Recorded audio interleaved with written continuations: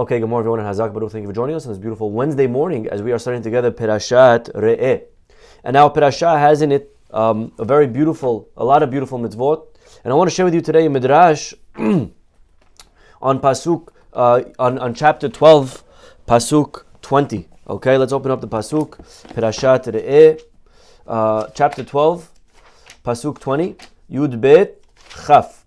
Ki yahiv Adonai Elohecha et gebulecha. When Hashem will broaden your boundary. Ka'asher diber lach. Our midrash comes on these words that there's a concept in Judaism we're going to hopefully see today called expansion, where Hashem broadens a person's boundaries. Hashem broadens a person's beracha. And we often want more. It's human nature. We want more parnasah. We want more children. We want more time. We want more peace of mind. We want more. How do we get more? How do we get more? How do we have Hashem broaden our boundary? Says over here the Midrash, Zeh she'amar hakatuv. This is really what King Solomon writes in Proverbs.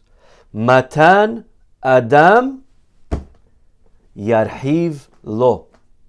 When a man gives a gift, Matan Adam yarhiv lo. It broadens for him.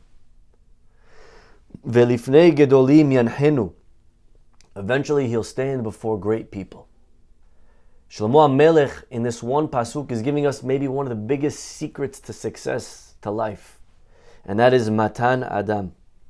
That a person in life, if they want broadening, they want expansion, if they want more, then you have to be matan. You have to be a giver. You have to give from what you have. And when you give, Hashem will give you. We say every day a pasuk, Poteach et yadecha, umasbiya lechol hayratzon. We say, God, open your hands. Umasbiya, and feed and satiate and give us. But maybe a deeper way of reading the pasuk is we're not talking to God to open His hands. But God is talking to us. Poteach et yadecha. God says, open your hands. You give. Umasbiya. And then you will see, I will give you in return. In other words, if we want Hashem to give us more, then we have to start giving more. If we're wondering why we're not making more, then we have to start looking at our own spreadsheets, our own Excels, our own Tzedakah, our own receipts. Are we giving more this year than last year? A person has to give more. We can't give the same. We can't be satisfied with the same as last year. Matan Adam yarhiv lo. The more we give, the more we receive. And so the Midrash goes on and it brings many, many beautiful stories of great people that have given tzedakah and eventually they received a tremendous amount of beracha. They've seen the blessing coming in. Different rabbis, different people. They gave this year gold, the next year they gave even more. And Rav Shimon Shkup explains, why is this so? Why is it that giving generates wealth? And so he says that really when Hashem gives something to a person, something that we've spoken about in the past, is a person has to realize and understand that what Hashem gave me is not only for myself. Hashem gave me and He trusted me to be a channel, to be a messenger. I am only a pipeline. Hashem is sending through me, but not for me. It's through me to disperse, to divide, to share. When a person receives more than they need, more than their share, a person has to realize that Hashem is giving me extra so that I can give it out to other people. I'll give you an example. You're at a wedding. I heard this one time. Amazing example. You're at a wedding, you're sitting at a table, and the waiter comes and hands you a plate, and the table with you, there's 10 people on the table. And the waiter comes and gives you a huge platter, and the platter has 10 steaks on it. Okay? You don't have to be a rocket scientist to understand that the 10 steaks was not only for you. Right? He gave you 10 steaks. One is for you, and the other 9 is for the rest of the people on the table. Right? Nobody puts the whole plate in front of them thinking, oh, okay, thank you. They understand. You take one. This is a platter. It's not a plate. A platter is for the table. A plate is for you. A person in life has to realize, says Rav Shimon Shkop, the beracha that we receive from Hashem is a platter. When Hashem sends us, He's really giving us more than what we need. I don't need 10 steaks, I need one. Why did Hashem give me 10? You have to ask yourself that. Why is He giving you so much?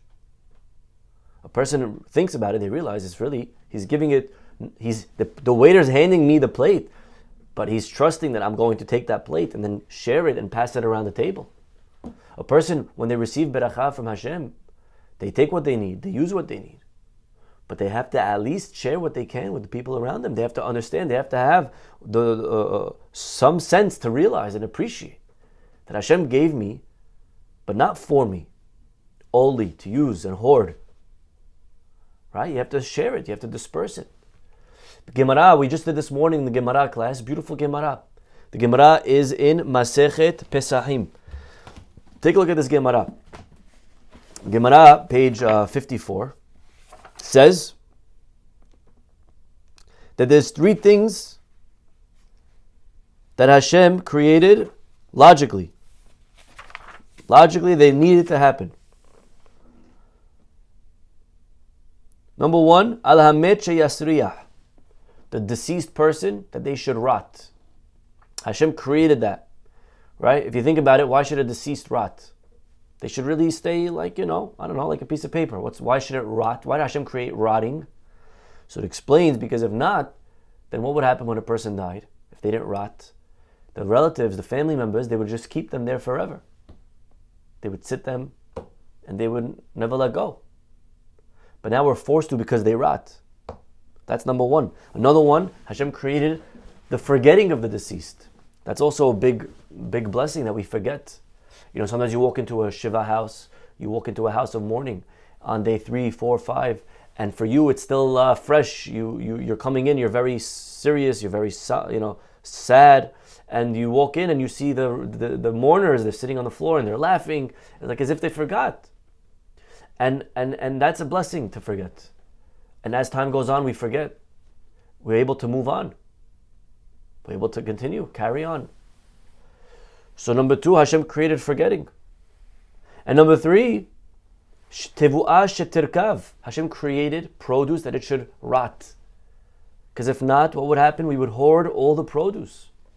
Hashem created a system that produce rots so that we share the produce. What could I do with 1,000? I can't even eat it all. I have to share it now, or else it's going to go bad anyways. But that only, unfortunately, money doesn't rot. I could take money and I could save it in a bank and I could have millions and then billions. A person has to realize, if Hashem gave me bounty, He's trusting me to dispense to those that are less fortunate. This is a responsibility as Jews, we believe, of Tzedakah. It's in our parasha, Patoach Tiftach. I have a responsibility for the other people. Of course, the poor person is not allowed to demand, should not expect even. But me as the giver, I should have a responsibility. I should feel like I owe it. Hashem gave me this money, and I have to believe in Hashem for this to really work. If I don't believe in God, then okay, it's my money. But we believe in Hashem, and we believe that Hashem is the source of parnasah. He has the keys for parnasah. So when Hashem gives me, why did He give me more than I need? Person thinks about that. He gave me a platter, not a plate. He gave me more to share it, to give it, to disperse, to dispense. And the more I give, the more I show that I'm loyal, that I'm trustworthy. A king's trustee, when he does his job, when he, executes his charge for the communal good, the king sees, okay, I could trust this guy. In life, we have to prove ourselves. When you join a company, they don't give you the biggest account. First, they give you a small account. Okay? If you're joining a basketball team, the coach first, he lets you play when they're up by 30. When the game's over, it doesn't really matter. With 4 minutes left. Prove yourself. Let's see how you play. You prove yourself. Now, okay, now we could give you more. Now we could you play when we're down only by 10. Now you could play when you're 6 man off the bench. Now you could start, But you got to get there. You got to prove it. A person in life has to prove his worth to Hashem, that he's trustworthy. King will only give a man more, his treasurer more, when he sees that the treasurer is doing a good job. Okay, I can trust you. You're loyal. Let's up it. So says Rav Shimon Shkop that Hashem as well, he gives us. And Hashem wants to first let us prove with the little that he gives us that we're trustworthy, that we're a good channel, that we're a good pipeline. Hashem gives me 100 and I give with that 100 my 10%. God says, okay, you're doing good. Let's see what you do with 200. I give 20%. I give 10% of 200. I give 20. God says, okay, good, you're giving more. I could give you now 300 because that means you'll give 30. And I could give you 1,000 because it means you'll give 100. And I could give you 10,000 because it means you'll give 1,000. And the more Hashem gives us, the more we give, the more God says we're trustworthy. But what happens if God gives us more and then we keep giving the same original 100? God says, so what am I giving you more for? You're not doing the right things with it. We'll give it to somebody else. I can't trust you anymore to be the channel, to be the emissary, to be the pipeline. So Hashem divides it to other people. It's not a punishment. It's not a punishment. It's that I need people that I can trust to give it out. And if I can't trust you, that's fine. I'll give it to somebody else to give out. You'll get what you need. You'll get the original money that you needed to live, to support your family. I can't give you the 10 steaks. I'll give you just one. That's how it works. We have to prove our trustworthiness. We have to prove our loyalty. We have to prove that we're giving with what Hashem gave us. And Rav Shimon Shkop says this doesn't only apply to money. Of course it applies to money. And by the way, that's why the Parashah also speaks about Ma'aser. Pasuk says, Aser te'aser. What does that mean, Aser te'aser? Aser b'shvil shetit asher. Our rabbis say, give Ma'aser and you'll get rich. Give and you'll get. The more you give, the more Hashem will widen your boundaries. This is our lesson today, my friends. Matan Adam yarhiv lo. You give, you actually gain. The more we give, the more we get in return. The more Hashem sees we're trustworthy. But we have to initiate. We have to get the ball rolling. We got to start it. We got to prove our worth. Matan Adam. You know, we all want to be that guy whose name is on the building. But it doesn't start with the name on the building. God says we got to start small. Let's see you give the lady standing by the door. You know how to give, you know how to share. Okay, now let's see you give a little more. Now God sends 20 people your way. It could get annoying. It could feel like a hajj, and you start thinking in your head, they're all sketch. They could get a job. It's irresponsible. Right? You could think like that, and maybe there's truth to it to a degree. But at the end of the day, Hashem gives to those who give. And we have to really start looking at our accounting, at our books. We have to start opening and seeing, are we giving, at minimum, are we giving our tzedakah that we have to give, the 10% that we should be giving? You know, the truth is a person who has more should give 20% if they can. The more Hashem gives us, the more we have to prove that we're able to disperse it. We can't get more and then give less. Matan Adam yarhiv lo. A man's giving will widen for him. And this is true not only with money, this is true with time. A person says, I don't have time to volunteer. I'm too busy. God says, okay, you want your time just for yourself, so okay, let's go ahead, good luck. A person gives their time. Hashem says, I have time to give. I have infinite time to give. Hashem is able to somehow give us more time. I know it sounds impossible. How do you give a guy more time? But Hashem can give a guy more time. I'll give you a simple example.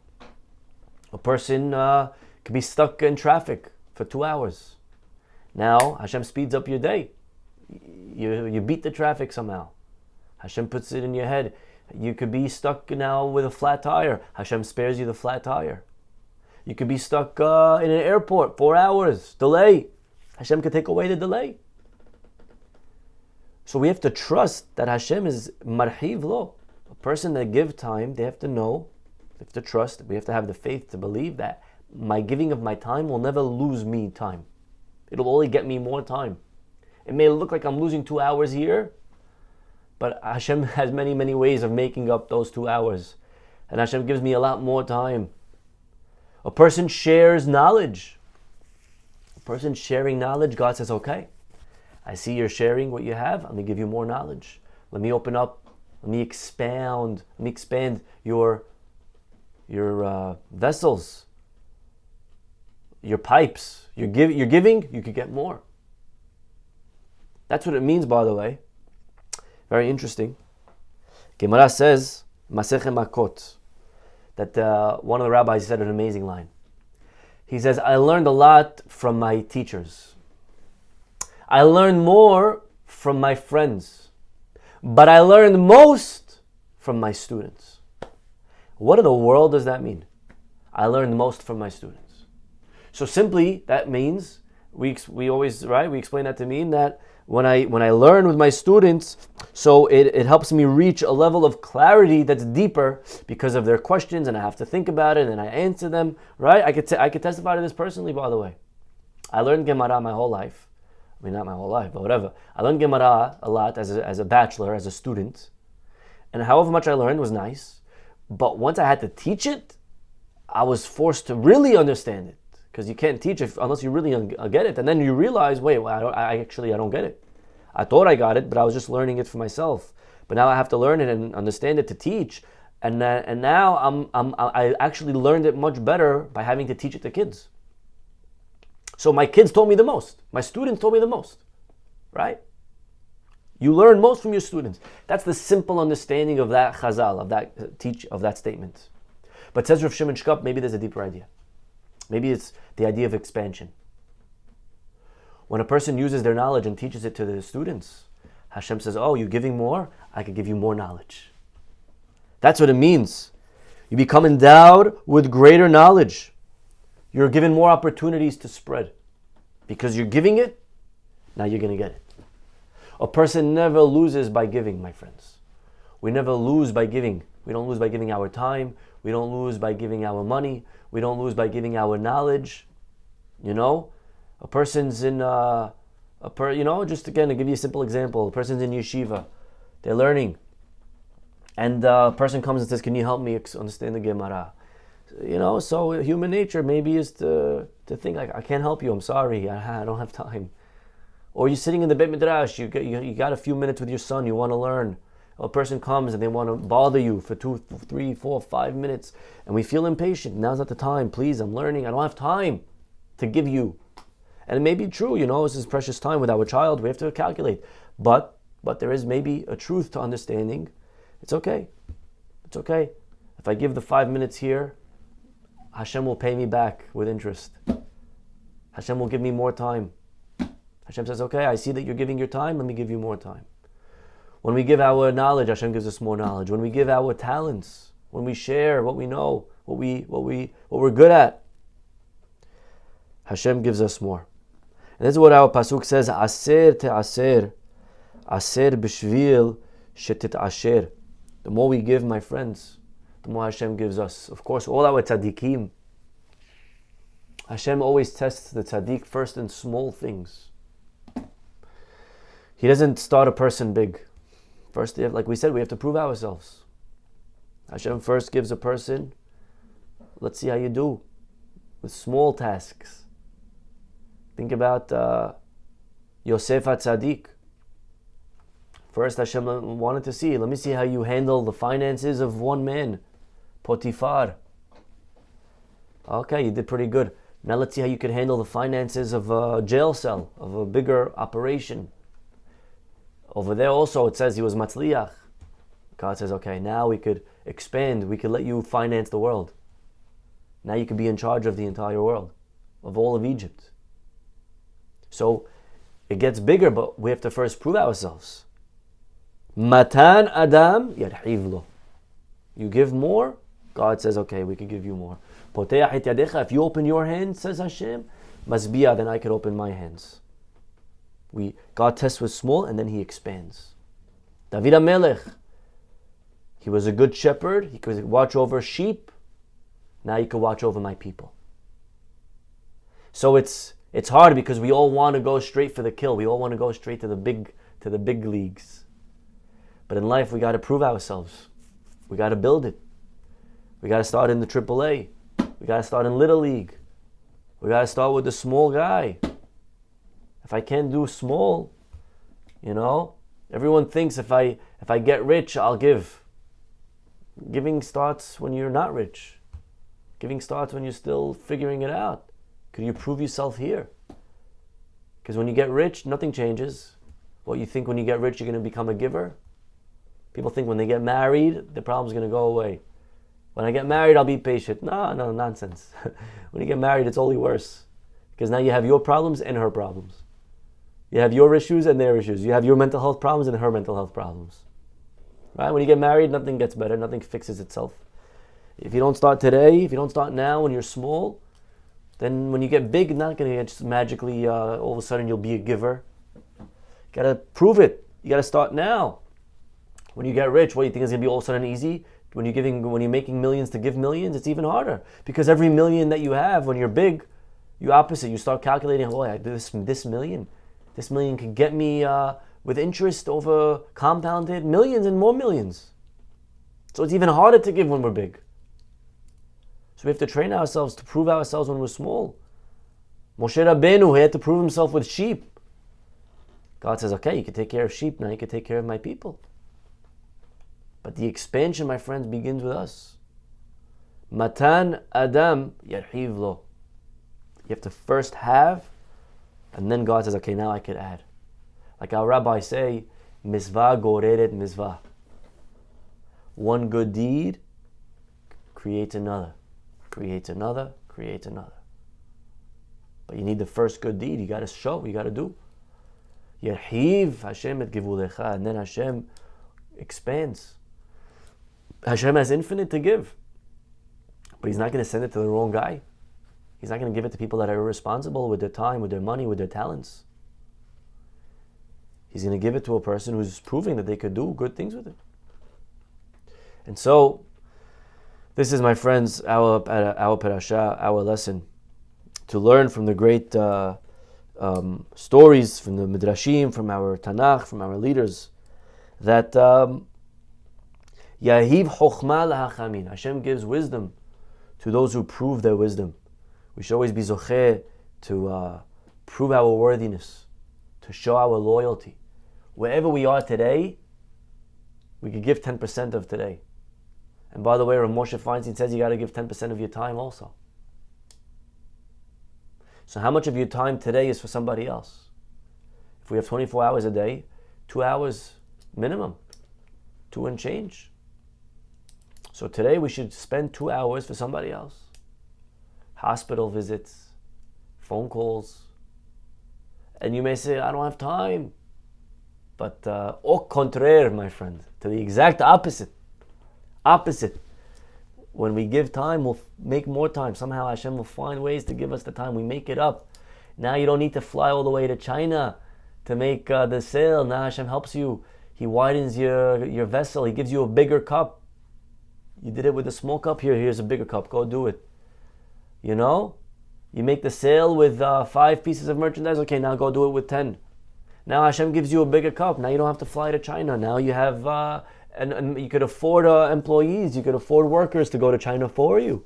All of a sudden, you used to have, you thought you had to fly to China. Now you don't have. Now all of a sudden you have an extra 4 days in your week that Hashem gave you just out of nowhere, 4 more days. Why? Because you went and you visited somebody in the hospital. So you gave your time. Hashem gives you now more time that you could spend with your family. Don't worry, you're not going to lose. You're not going to lose by giving. Obviously, goes without saying. You always have to apply balance.